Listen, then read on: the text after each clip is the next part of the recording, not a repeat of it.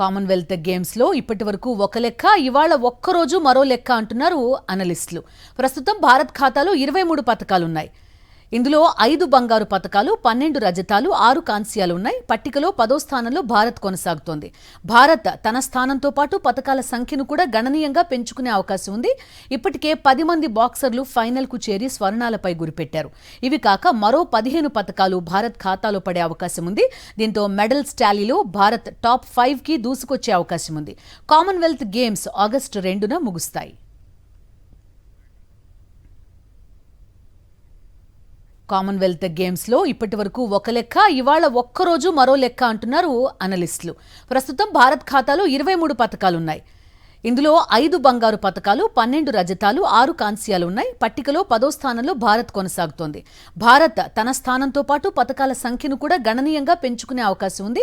ఇప్పటికే 10 మంది బాక్సర్లు ఫైనల్కు చేరి స్వర్ణాలపై గురిపెట్టారు. ఇవి కాక మరో 15 పతకాలు భారత్ ఖాతాలో పడే అవకాశం ఉంది. దీంతో మెడల్స్ టాలీలో భారత్ టాప్ 5కి దూసుకొచ్చే అవకాశం ఉంది. కామన్వెల్త్ గేమ్స్ ఆగస్టు 2న ముగుస్తాయి.